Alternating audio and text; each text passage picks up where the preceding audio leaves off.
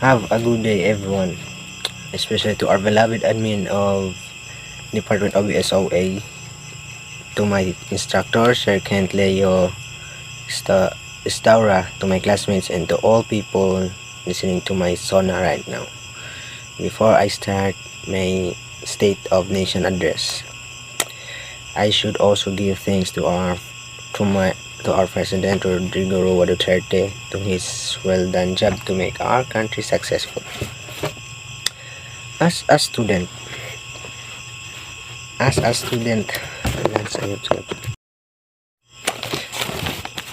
as a student, the status of our nation today, or our country, is prone to the poverty and hunger because of the pandemic.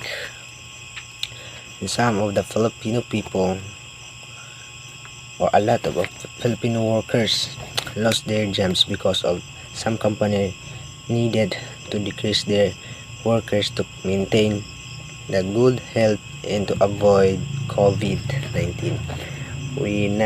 You cannot blame the owner of the company because they are only following the protocol conducted by our government.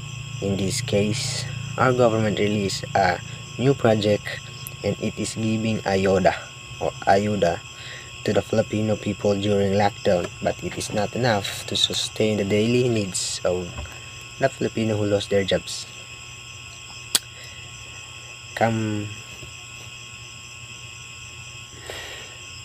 Government release a mandatory vaccine that many people are panic because of those news they heard, and they can see on posting social media that there are a lot of people who can died because of the side effect of vaccine.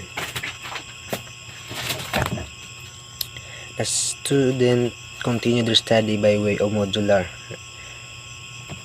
The DepEd done it so that the time will not be worthless. As a student, it is also hard for me in this situation, but I will do my best, or I will work hard so I will reach my dreams. Our president didn't focus only on war on drugs. He done a lot for our country. Our president once said, I just made fundamental process into over free education, universal health care, fight against illegal drugs, criminality and corruptions, and development structures including free irrigations in order digid projects, which I thought I didn't have the fund to do it when our president said. Our president do a project for Manila Bay, and now look at Manila Bay, which is a beautiful place in our country. Mga basura na din naman atin ay kanyang ibinalik nang hindi man lang nagdadalawang isip. He is not afraid, and pinaniningan niya ang mga sinasabi niya. He is brave. Look, or let's see what he done on Marawi, even though it is magulo and most or a lot of people, also Filipino soldiers dies, but our president is also there. He is not afraid. He did help. He gave a motivation speech to the wounded soldiers. And let's talk about war on drugs. Even though in these times it is so crucial and a lot of Filipino people dies because of the operation, I think there is 5,601 deaths during that time, during that operations, but the drug addictions in our country was minimized or decreased.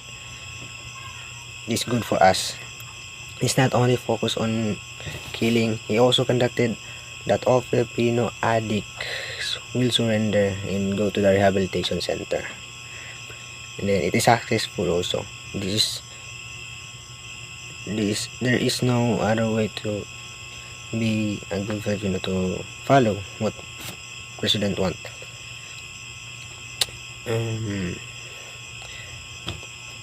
There is no brave man like our presidents. But there is a lot also politicians that naiingit and want to destroy her name. he used the family of the drug addict to makibaka para lang masiraan, especially the media right now. Noon media ay boses ng sambayanan, pero ngayon media na yung nagsisira ng ating bayan. And then let's see what our president did, especially his team, the build. Let's talk about the bridges. Let's see for the project that have done by our president. There is 75 projects by build. I can tell it all, but some important of it that I know, like Bohol to Leyte Link Bridge, Luzon Samar Link Bridge, 23 km Leyte to Surigao Bridge, and most expensive of all new 62 projects, I think, project is the new international airport, amounting to the 735.6 billion pesos. The second biggest project is the Balaan to Cavite Interlink Bridge. There is more that I didn't mention. The new issue right now is the election. We should be smart to choose our president. We need to think what is the capacity of this man. What can he or she do to our country? We should choose a right one for our country. I will end it up here, and thank you to all listeners, and thank you also sir, ma'am, and lastly, good day everyone, and mabuhay. Salamat po.